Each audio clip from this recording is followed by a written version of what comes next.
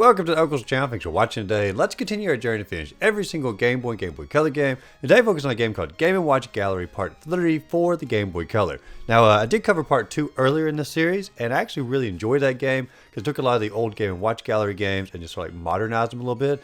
New graphics, new gameplay elements, a really amazing soundtrack, and I'm happy to say Part 3 really does continue on that tradition, and I might actually say the games in Part 3 might actually be more fun than Part 2. I don't know, that's sort of up for debate, but let's go ahead and dive into Game & Watch Gallery Part 3 for the Game Boy Color. Now, this particular video did get moved up in the queue a little bit because Anastasia Jamala requested in one of my earlier videos, so naturally moved up in the queue. And if there's a game that you would like to see me cover sooner than later, let me know the name of the game in the comments down below, and just like Game & Watch Gallery Part 3, I'll move it right on up in the queue. Now, I always like to start the videos up, look at the box art for the game first, and the box art for Game & Watch Gallery 3 here is pretty much like the last one. It takes sort of a screenshot or a snapshot of all the mini games, sort of mash them together on the cover, and all of these describe exactly what happens in all these mini games. You have a Toad here, carrying a present across the seagulls, just like in the game. Mario and Luigi baking cakes, delivering them, just like in the game. DK Jr. getting the key to free his dad out of his little cell. You have Yoshi slurping up some Yoshi cookies.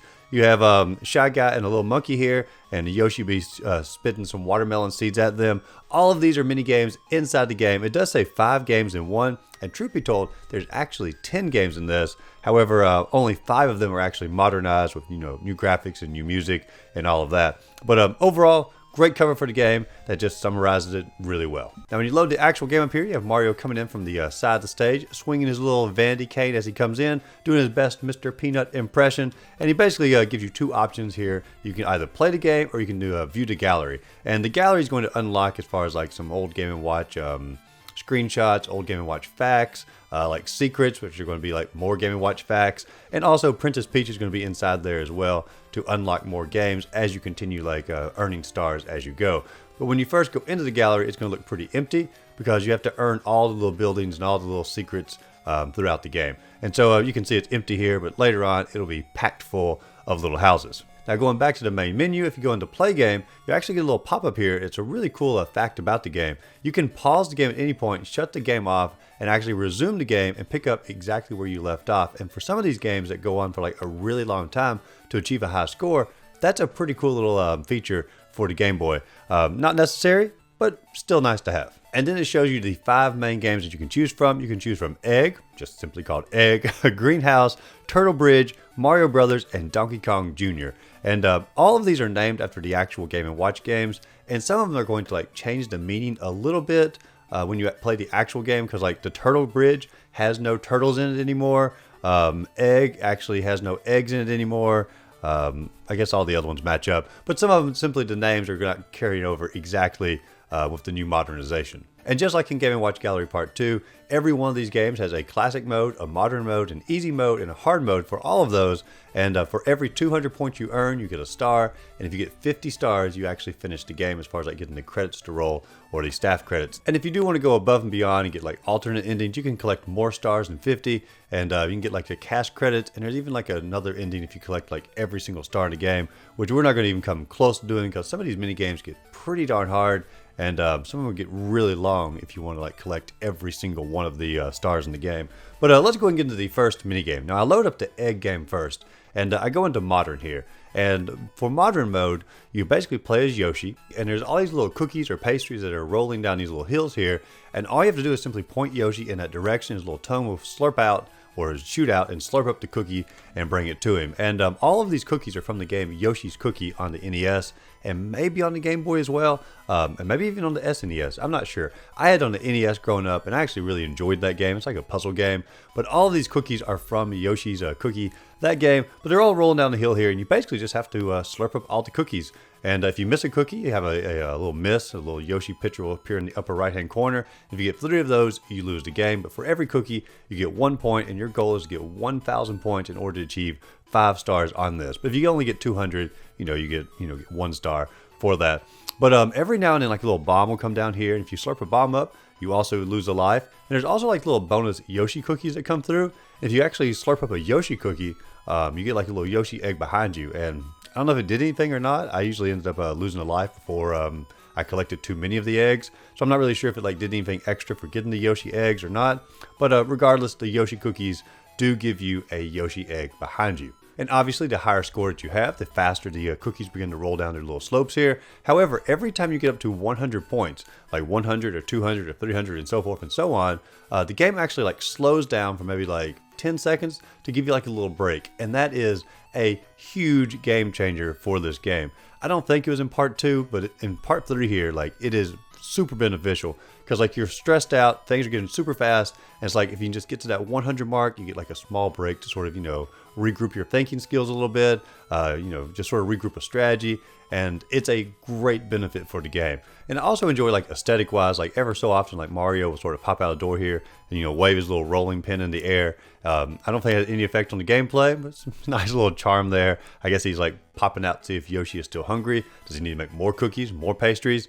And the answer is always yes, because Yoshi has a never-ending appetite for his cookies. But like I said, when you get 1,000 points, you get a 5-star ranking for this particular game. And you also unlock in the extra little gallery area the star mode, which gives you like little facts about all the old Game & Watch gallery games, which is a cool little addition. And a music room where you can go for like all the soundtracks of the game. And the soundtracks are all like truly top notch for like every single mini game. And you go in here, you can actually have like a little band playing on the screen. You get like Princess Peach, you got Yoshi, you got Toad, and they're all playing their little instruments there. And of course, the audience here has Luigi, Mario, and Wario. And Wario and Mario or Luigi will turn around. And you can like manipulate the music a little bit, like turn the tempo up and things like that. It's a cool little addition. Like I'm not like a huge fan of like sound tests as being a bonus feature, but anytime they add like little extra animations or like little ways to change the music, I don't know, I do enjoy that. But then I go back into the main game here and I play the classic version of Egg, and it's like a totally different game aesthetic wise. There are no Mario characters here. You're basically a big bad wolf and you're sort of stealing the eggs from the chickens. And so the chickens are laying their eggs and they're rolling down the little platforms here, and you sort of have to put your little bag out there. I think it's like the wolf's hat maybe. Put your little hat out there, capture all the eggs in order to, I guess, have a little snack later. But the graphics are pretty top notch here. Like I enjoy all the little chicken graphics around here. Every one of them has like a different expression. Like a little chicken pops up at the top every now and then. The wolf is really well animated. The game itself is a very slow game. The Yoshi Cookie version of this is very fast paced. You're racking up those points in like no time. Like you can get to the 1,000 points in maybe like, I don't know, probably like 10 minutes, maybe 15, probably even less than that. But this one here, it takes like, oh man, it felt like it took an eternity. And I didn't even make it. Like I ended up dying at like 980 something points, which was really, really disheartening because I was so close to that 1,000. But regardless, I still got 4 stars out of it. And once you unlock or get your stars for the classic mode and the modern mode, you unlock another thing in the gallery. You now go to a gift shop with Princess Peach, and she will unlock extra games for us to go through. And we'll talk about all the games that we unlock later on. But there are 5 little classic games you can unlock from Princess Peach simply by completing the games in the main story mode. Now the second game I load up is called Greenhouse, and you're playing as Yoshi once again, and you're basically trying to protect your little plants here off to the left and off to the right. And on the top part, Shy Guys are going to try to come and smash your plants or sort of stomp them. And on the bottom, some monkeys are going to come out, and they're going to also try to smash your plants and destroy them. If you lose 3 plants in a row, you do lose the game. And so basically Yoshi here, he can sort of walk up to him and spit out watermelon seeds at him. And why he chooses to eat watermelon, I don't know. I mean, I love watermelon, but I guess I didn't know Yoshi also loved watermelon. But you basically just simply go left, go right, shoot your little watermelon seeds at the Shy Guys, go down the pipe, shoot the little watermelon seeds at the monkey. You have to wait till the monkey actually comes down to the bottom of the little rope here in order to hit him, unless you've collected, I think it's like maybe 10 watermelons. You have to collect the entire screen across of watermelons, and then Yoshi can actually shoot out fire. And when he does that, he can actually burn the little rope up, and the monkey can't come back quite as fast, and it allows for a little bit better pacing for taking the Shy Guys out. This is actually a really easy game. The first one was pretty darn easy, truth be told, but I actually feel like Greenhouse is a little bit easier than even that. And you'll probably get it maybe first or second try of the 1,000 points. And I do go ahead and play through the hard mode on each of these. Every time I complete one of the modern ones, I do easy and hard, just go ahead and knock out as many stars as I possibly can. And like I said, the music is top notch in both of these. Graphics are top notch. Gameplay itself is very smooth, and you really couldn't ask for a better modernized experience for these Game & Watch games. But then you get into the classic version of Greenhouse, and unlike the egg one, the charm is not there. However, the gameplay is like top notch here. You're in an actual greenhouse, and there's little caterpillars going across the top screen here, trying to eat your little plants up. And on the bottom, there's spiders coming down from the left and right corner, trying to get down to the plants, eat the plants up. And you have like a little, I guess, poison spray or a pesticide, I guess would be the right word for it. And you go to the top screen, you can spray the caterpillars. They only take one hit. If you go down the bottom screen, you have to like continue spraying the little spiders to push them back into their webs and to take them out that way. And there's a lot of timing here, but like it just feels so natural. Like you run back down to the bottom, you throw a few little puffs out, try to push the spiders up, go back up to the top screen, take out the little caterpillars, and run back down to the bottom, a few more extra little puffs for good measure. And I'm telling you, like it feels very, very natural. And you'll probably get like 2 or 3 stars out of this, like your first try, just simply because it plays so well. Now the third game we're going to load up here is called Turtle Bridge, and Turtle Bridge you play as Toad, and you basically start on the left-hand side, and Mario hands you a gift. Would be like a Yoshi egg or a star or a present or a mushroom, like all kinds of little Mario items. And you travel across from left to right, hopping on all these little seagulls, and then you can also climb up to clouds, collect coins if you want for extra points, and you journey across 3 more seagulls, and you get over to Princess Peach, and you hand her the gift, and then you journey back over to the left-hand side to get another gift, and just sort of repeat the process over and over, trying to get your high score. However, like the environment here is very hazardous because it wouldn't be a game if it wasn't. But essentially there's like little balloons that come up here, and the seagulls will sort of dive down and hit the balloons. And if you're standing on a seagull at that point, you will fall down to your death, and so you want to avoid that. And also like the platform in the middle, at the start of it, is going to stay pretty much steady. It won't disappear. But then it has like a little number on it when you get to a certain point, and it will begin to fall down after 30 seconds. And then it becomes like the little donut, I guess, platforms from Mario 3. And if you stand on those, of course, it disappears, and it takes a little bit even longer for it to come back. And so there's all kinds of like little, I guess, obstacles for it to try to prevent you from getting from one side to the other. And also, like sometimes Princess Peach will like disappear for a little while, and you have to like wait on that last little seagull for it to come back, and hope like a little balloon doesn't come up, and he takes a little nosedive. And so there's a lot of little obstacles that you're going to have to go through. But just like the other ones, it's a really good modernized version.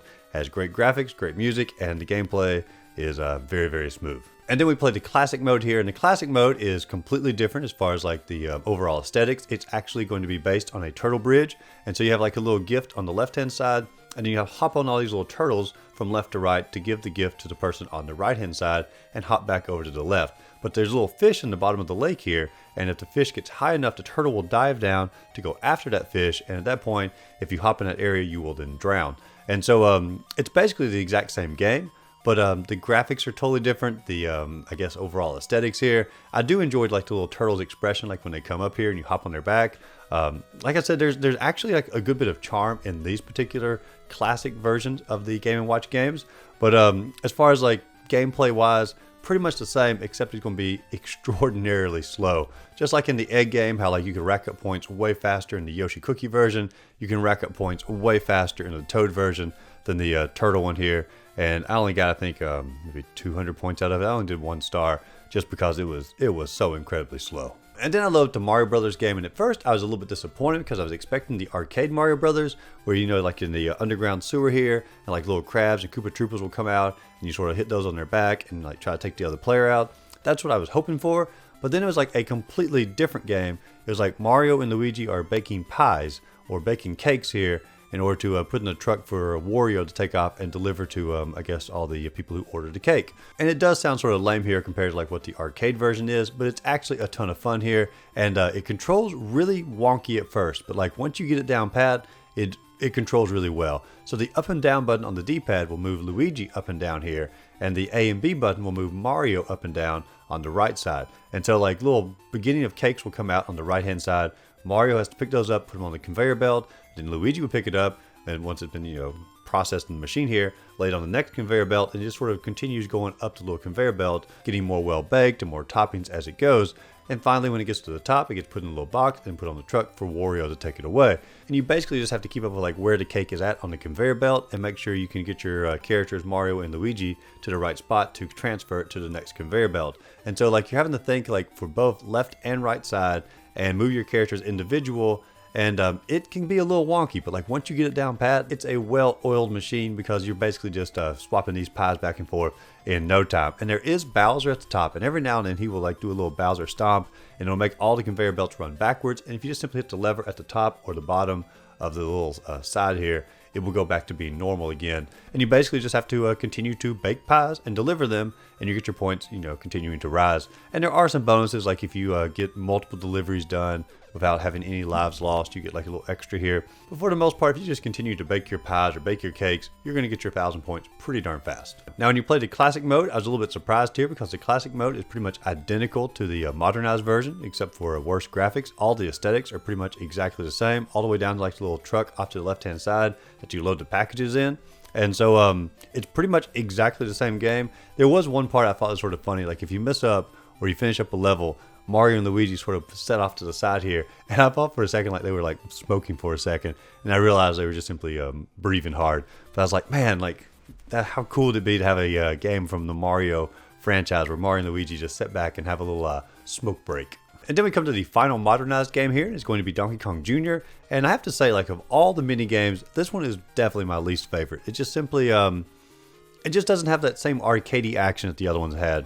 You basically play as Donkey Kong Jr. and you sort of travel through the little stage here. It's very platformy, and you basically collect a key and then try to break Donkey Kong out of his cage up at the top. And like the gameplay itself is just simply not a lot of fun. It's flashy, the graphics are good. You have bullet bills and Goombas and like these one thing that was pretty cool, the little white flowers from Mario Brothers 3. I don't know what they're called, but you'll see it on the screen here. But there were 3 different stages you go through. One's sort of like an ice stage, one's just sort of regular old jungle, and one's just a different version of the jungle, I guess. And I don't know, there was something about this particular mini game. It wasn't like necessarily hard. I just didn't really like it a whole lot.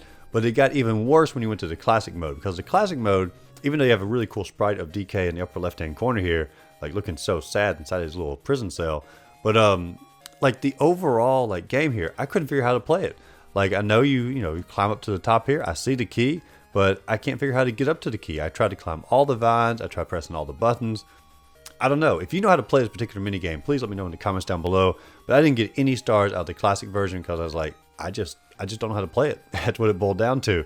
But then we go back over to the Princess Peach, her little gift shop here. And when you go back to her, she's finally going to unlock all of the mini games, except for one, which we're going to get unlocked here in a little bit later. But she unlocks Flagman, Judge, Lion, and Spitball Sparky. And these don't have modernized versions. These are only going to be classic versions of the Game & Watch games. And some of them are pretty terrible. But there's 1 or 2 that are pretty darn good. But let's just go ahead and start off here. Now, Flagman is basically a Simon Says game. Every one of your buttons up and down and A and B is all attached to one of the limbs on your little character here. And he basically does like a pattern of like 1, 2, 3, 4, or 2, 1, 4, 5. Take back, there is no 5. It's all 1, 2, 3, 4. But you see, it's like he does a pattern and you have to replicate the pattern over and over. And the more you replicate it, the more points you get. And it's okay. Like, it's just not a very fun game. I don't know. There's really nothing to say about it. It's just a memory game. Don't like it a whole lot. And then there is the game called Judge. Now, Judge is an odd game. You have 2 characters, left and right, and each one at the countdown will hold up a number. And if your number is higher than the other players, you have to press one button to get a hammer out to smash the player. And if your number is lower, you have to press the other button to pull away so you don't get smashed by his hammer. And you just simply have to make sure you get 20 points, and you get a star for every 20 points you do. And you can play it unlimited times, like so you could guarantee yourself 5 stars on this as long as you have the patience to go through it. There's not like a lot of fun to it. It's just simply pressing a button as fast as you can. And it's really weird because like the game offers for multiplayer link cable. There is nothing in this game, like the Game & Watch Gallery Part 3, that offers multiplayer except for this one single game. So if you want to link up with a friend and play this Judge game, which is like the lamest game you could possibly play with a link cable, this is your only opportunity. I don't even know why they included it in the game, because it's like a bonus game. It's one that's not very fun. It feels very outdated, and they simply want to be able to put on the box, I'm sure, multiplayer or 2-player action. Now we'll get to the rest of the mini games here in a second, but at this point I did have 50 stars and the credits begin to roll, and has all the staff credits up top, and there's a little POW block below that, and all the little Nintendo characters from the Game & Watch series were going to come out and sort of hit it in a variety of ways. And when they hit it, the credits will begin to continue scrolling up top. And so it's a crafty little way to show the credits. A great song behind it, but at this point the credits are beginning to roll. But let's go ahead and go through the rest of the mini games that they have here, because we don't want to exclude any mini games that are included.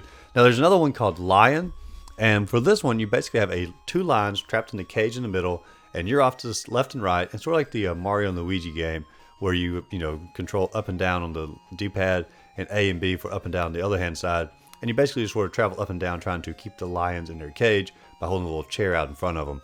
It's fine, but it's like you have the Mario Brothers game, which is way better with very similar mechanics, and so this is sort of a letdown from that.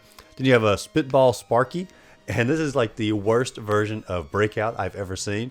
You have a Spitball Sparky down at the bottom, and he spits his ball up into the air, hits a little block, and it bounces back down. You catch the ball, and you spit it out again. It is literally Breakout, and it's probably the worst version of Breakout I've ever played. Not very fun. And then you have Donkey Kong 2. Now this game is going to be very similar as far as like the mechanic wise to Donkey Kong Jr., where you're climbing like vines and ropes, trying to get a key to unlock your father up above.